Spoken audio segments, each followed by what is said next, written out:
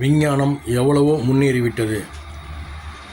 ஆனால் ஊசியோ மருந்தோ கண்டுபிடிக்கும் பொழுது பக்க விளைவுகள் ஏற்படுத்தாத ஊசி மருந்து மாத்திரைகளை கண்டுபிடித்தால் என்ன?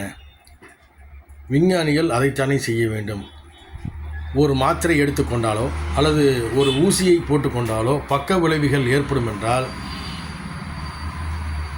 என்ன நியாயம்? ஒரு வியாதி போய் இன்னொரு வியாதி வந்துவிட்டால் எப்படி இது சாத்தியமாகும்? ஆதலால் விஞ்ஞானிகள் மருந்து மாத்திரைகள் ஊசிகள் கண்டுபிடிக்கும் அறிவு சார்ந்த நல் கூறும் உலகங்கள் பக்க விளைவில்லாத மருந்துகளை கண்டுபிடித்து மனிதர்களுக்கு வழங்குங்கள்.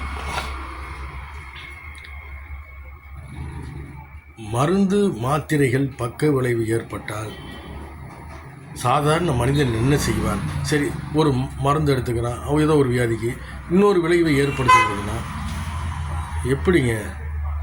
விஞ்ஞானிகள் எதிர்க்கு தலைவலிக்க அதுக்கு உண்டான மருந்தை கண்டு, ஆனால் அதனால் பக்க விளைவுகள் இருக்கக்கூடாது. புற்றுநோய்க்கு மருந்து எடுத்துக்கிறோமா, அந்த புற்றுநோய் தீர்ந்துடணும், ஆனால் வேறு பக்க விளைவுகள் எதுவும் இருக்கக்கூடாது. இல்லை வேறு பிரச்சனையாக மூட்டு வலி கைகள் வலி அதுக்கு ஏதாவது வலி நிவாரண நிதி எடுத்துக்கிறோமா, அவ்வளோதான். ஆனால் அதில் பக்க விளைவு இருக்கக்கூடாது. அந்த மாதிரி மருந்துகளை கண்டுபிடிக்க வேண்டுமே ஒழிய இதை சாப்பிட்டா அடுத்த வியாதி வந்துடும் அல்லது அடுத்த பிரச்சனை வந்துடும் அப்படின்னா என்ன மருந்து கண்டுபிடிக்கிறீங்க? அதுக்கு பேசாமல் அப்படியே இருந்துட்டு போயிடலாமே, இருந்து செத்து போகலாமே. இதை சாப்பிட்டா அடுத்த வியாதி வந்து அடுத்த வியாதிக்கு ஒன்று சாப்பிட்டு இன்னொரு வியாதி வந்து.